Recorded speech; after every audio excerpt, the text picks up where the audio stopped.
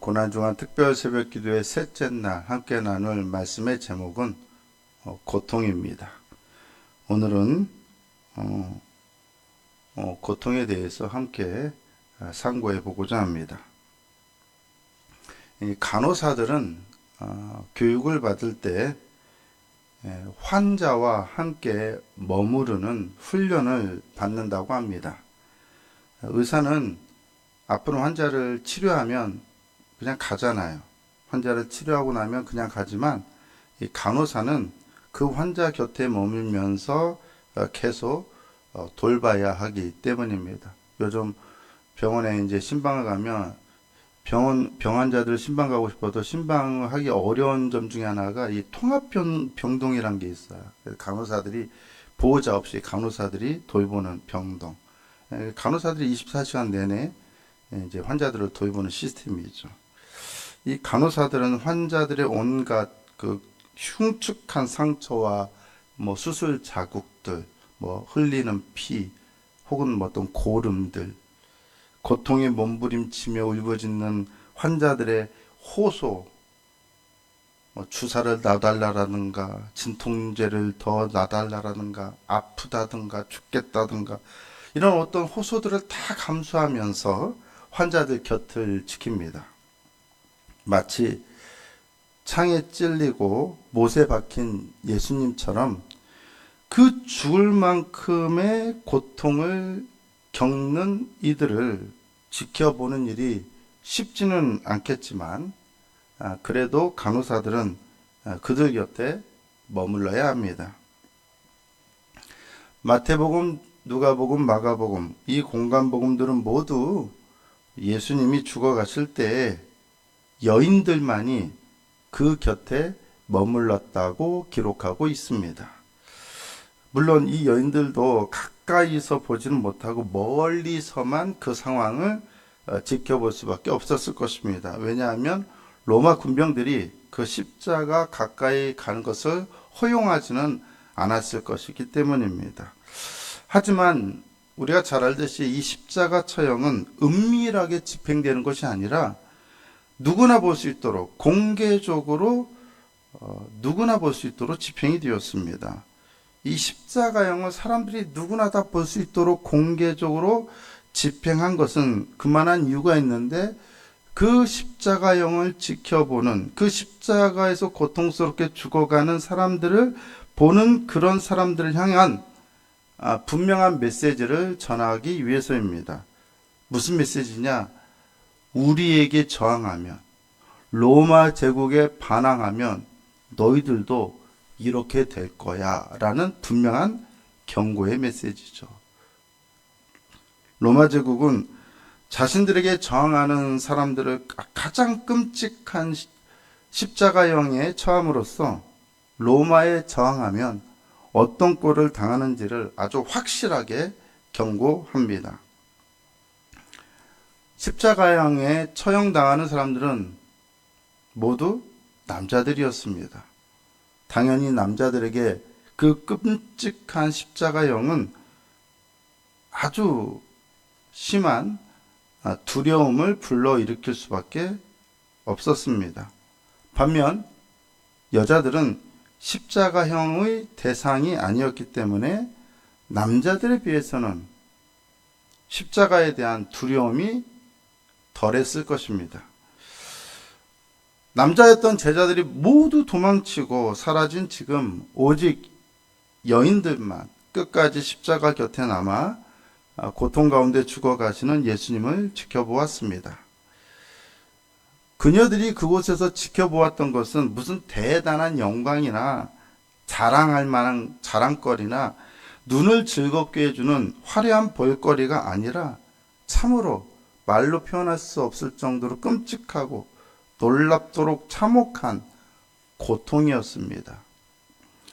지독한 고통으로 신음하는 환자들 곁에 머물며 그들의 고통을 지켜보는 간호사들처럼 이 여인들은 그렇게 예수님 곁에 머물며 그 고통을 지켜보아야만 했습니다. 성금요일의 십자가는 우리에게 묻습니다. 예수님 곁에 여인들처럼 어떤 끔찍한 광경을 마주하더라도 눈을 돌리지 않는 법을 익힌 간호사들처럼 과연 예수님께서 어둠 속에서 고통을 겪고 있는 그 마지막 자리에서 그분과 동행할 수 있겠느냐고 우리에게 묻습니다. 우리가 믿는 예수님은 십자가에서 말할 수 없는 고통을 당하신 분이십니다. 우리는 바로 그 예수님과 동행합니다. 그리고 예수님의 그 참혹한 고통을 회피하는 것은 예수님의 죽음이 십자가가 전하는 의미를 회피하는 것이나 다름이 없습니다. 이 여인들처럼 십자가에 매달린 예수님과 함께 머무르며 우리는 우리를 구원하신 분에 대한 사랑을 표현할 뿐만 아니라 저 고통스럽고 쓰라린 고통의 현실을 받아들여야 합니다. 십자가를 묵상한다는 것은 고통을 묵상한다는 것을 의미합니다. 그러나 어느 누구도 고통을 좋아하지는 않습니다. 고통 곁에 머무르려 하지 않습니다. 가급적 한시라도 빨리 그 고통의 자리를 벗어나기를 원합니다. 고통스러운 장면을 보고 싶어 하지도 않습니다. 나의 고통이든 타인의 고통이든 우리는 고통을 좋아하지도 않고 고통을 외면하고 싶어 합니다. 하지만 십자가의 고통을 외면한다면 우리는 십자가의 참된 의미를 놓치게 됩니다. 십자가는 결코 낭만이 아닙니다. 그것은 말할 수 없는 고통이었습니다. 고통당하시는 예수님 곁에 머무른다는 것은 고통의 문제를 우리가 결코 얼버무리지 않고 그것이 바로 우리 삶의 한 면이요. 결코 우리가 피할 수 없는 우리 삶의 진실이라는 것을, 현실이라는 것을 인정하고 받아들인다는 것을 의미합니다. 예수님의 고통을 지켜보던 이 여인들의 마음은 어땠을까요?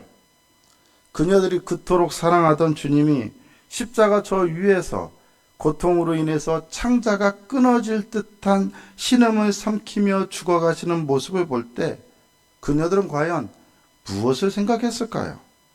그리고 십자가에서 고통당하시는 그분이 사실은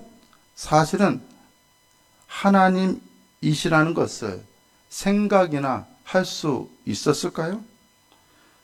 하나님이 어찌하여 당하셔야만 합니까?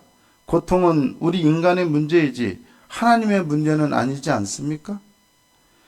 고통당하시는 하나님이라는 말은 따뜻한 얼음, 둥그런 네모만큼이나 그 당시 사람들에게는 말도 안 되는 이야기처럼 들렸을 것입니다.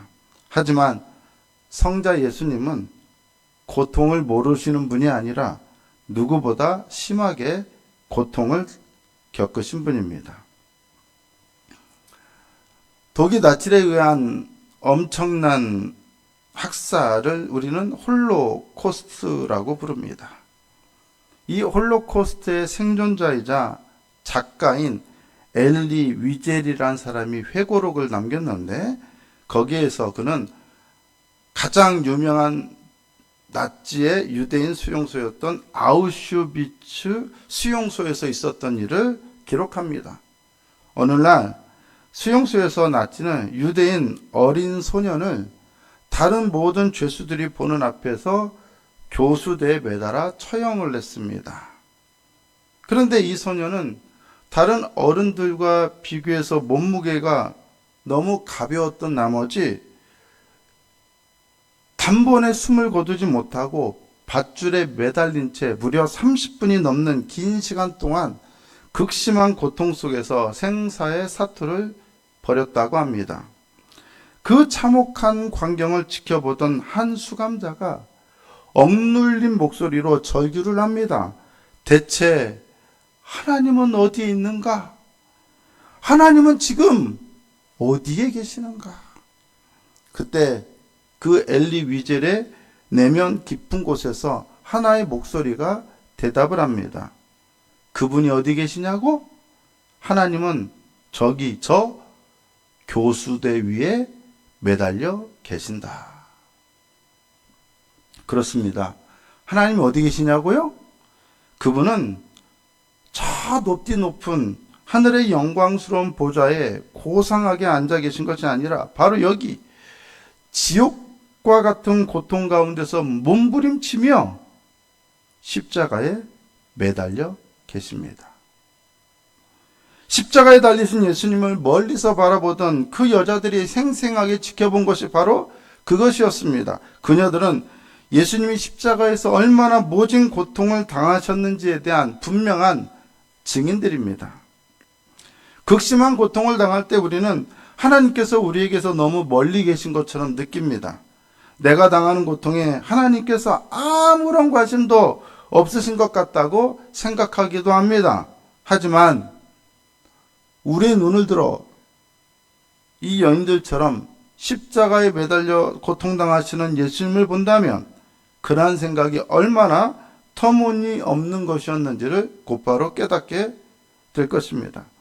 하나님께서 고통당하는 내게 너무 멀리 계신다고요? 아닙니다. 그분은 내가 고통당할 때 바로 그곳에서 나보다 더 극심한 고통을 당하시며 나와 함께 하십니다. 하나님께서 나의 고통에 아무런 관심이 없으시다고요? 아닙니다. 그분은 나의 고통을 누구보다 잘 아시며 그 고통을 나보다 더 잘 아십니다.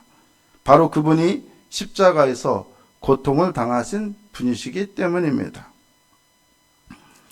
신약성경 히브리서 4장 15절과 16절은 이렇게 말씀하고 있습니다.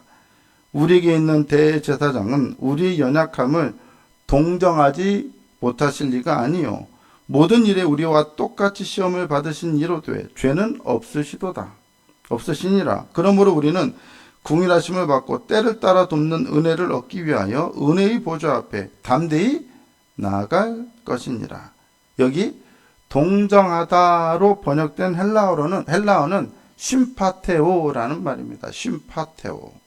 이 심파테오는 뭐뭐와 함께를 뜻하는 쉼과 고통을 겪다, 느끼다를 가리키는 파토스가 합성되어서 만들어진 단어입니다. 이것은 단순히 감정적으로 불쌍히 여기는 것이 아니라 상대방이 겪는 고통 속으로 직접 들어가 그 고통을 함께 겪고 느끼는 것을 의미합니다.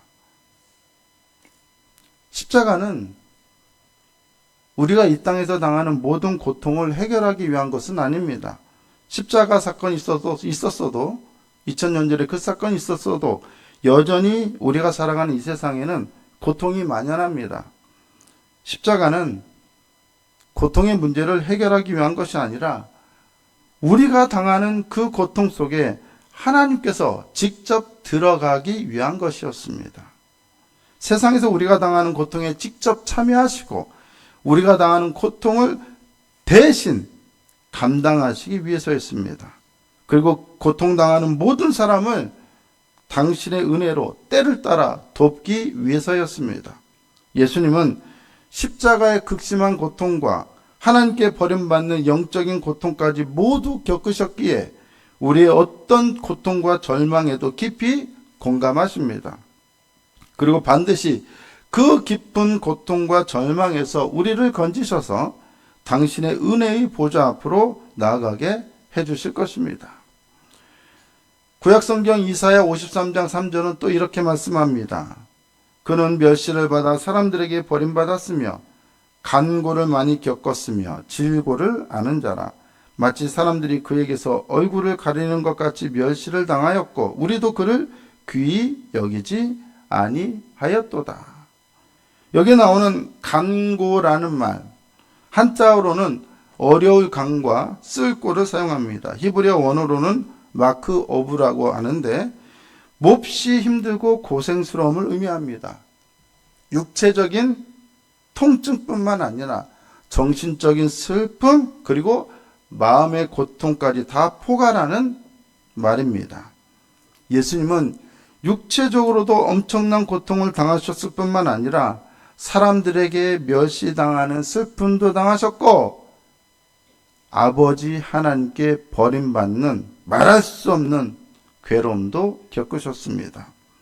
여기 나오는 질고라고 하는 말은 한자어로는 병질의 쓸고입니다. 히브리어로는 홀리라고 하는데 병으로 인한 고통을 뜻합니다. 살다 보면 누구나 병에 걸립니다.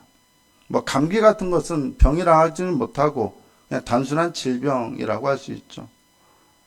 제가 어제 설교할 때는 몰랐는데 나중에 영상을 보니까 확실히 감기 기운이 있는 목소리였구나를 깨닫게 되었습니다.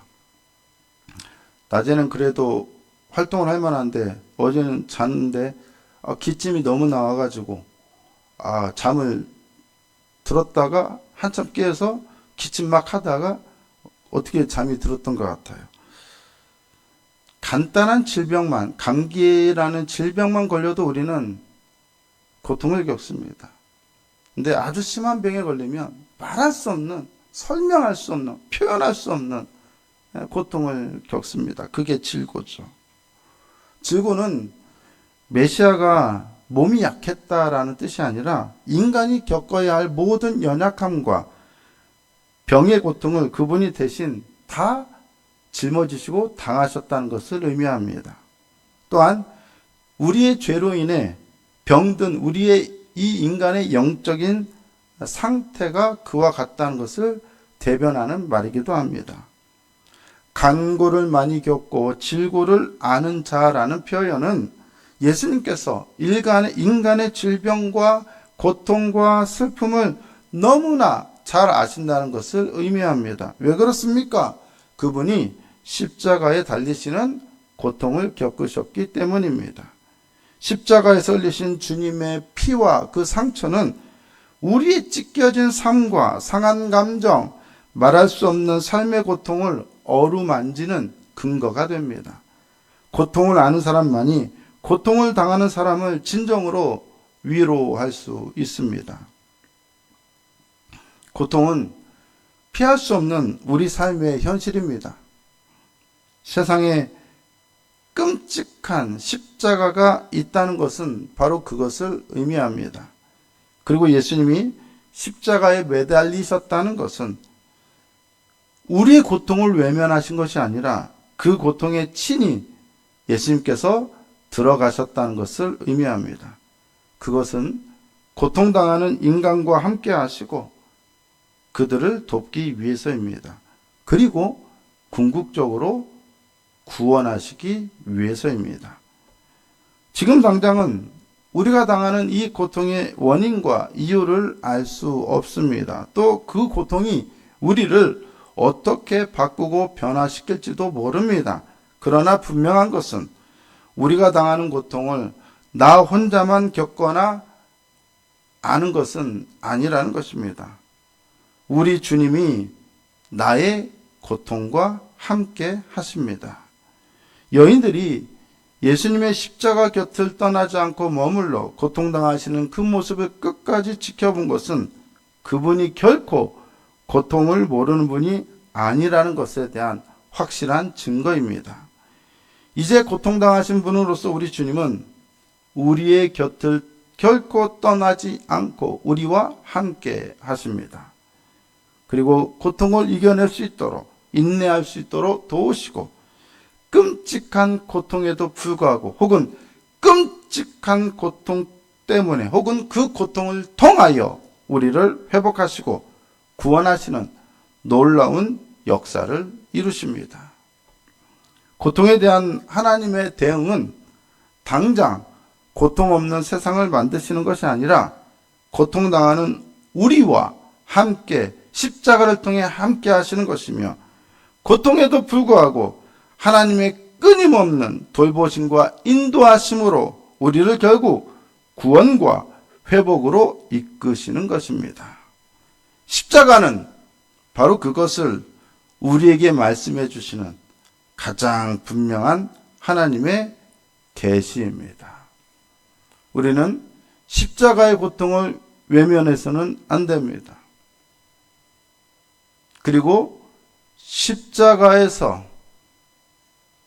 누가 고통당하고 계신지를 분명하게 보아야 합니다.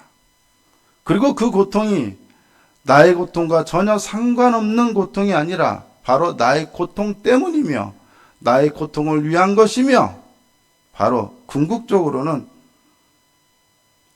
고통 가운데서도 우리를 떠나지 아니하시는 하나님의 임재 때문에 벌어진 일이라는 사실을 기억해야 합니다. 삶의 고통 때문에